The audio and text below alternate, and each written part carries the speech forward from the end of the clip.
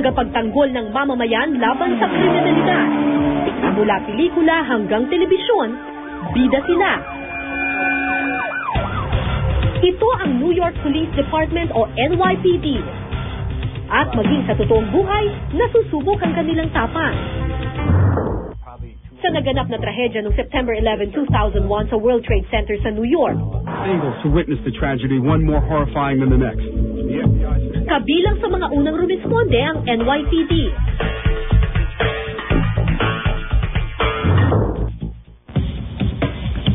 Isa sa mga rumisponde sa 9/11 attack ang NYPD police officer na si Sergeant Ramon Manalastas, isang Pilipino.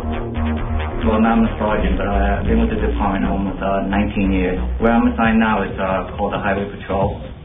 Basically, it deals with everything involved in the highway from... Kwento niya, sa gitna ng kaguluhan, inilikas nila ang mga tao sa lugar at sinigurong wala nang makakapasok dito. Ngayon, nakadistino si Ramon sa Highway Patrol Unit ng NYPD. Hindi lang basta-basta ang trabaho bilang highway patrol.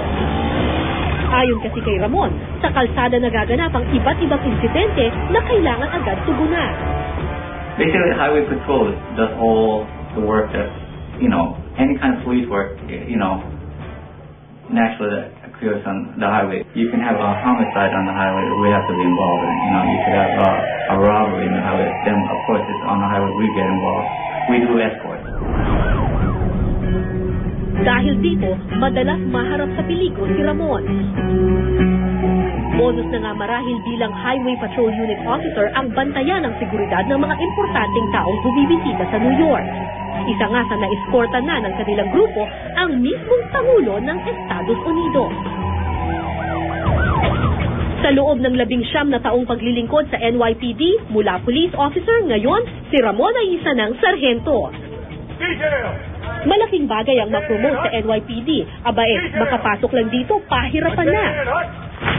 Kailangan pumasa ang aplikante sa physical at medical exam at kailangan niya ring dumaan sa masusing training.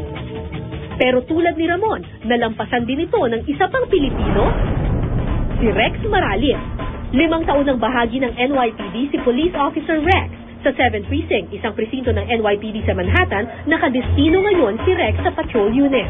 As an NYPD police officer, I do patrol in 7th Precinct that's in Lower East Side, Manhattan. I usually cover the Lower East Side.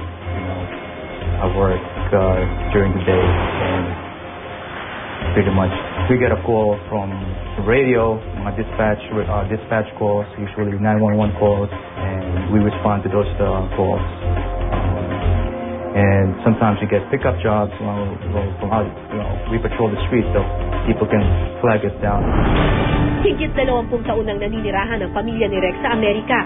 Nagtrabaho siya sa isang information technology firm sa Amerika, pero noong taong 2005, tinupad niya ang kanyang matagal ng pangarap, ang maging pulis. I've always wanted to be a police officer. I mean, mula nung bata ako, it was one of my dreams.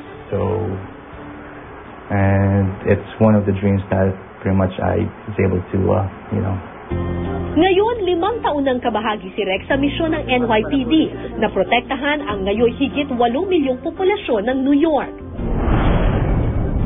May mahigit 34,000 uniform personnel ang NYPD at 50 rito mga Pilipino.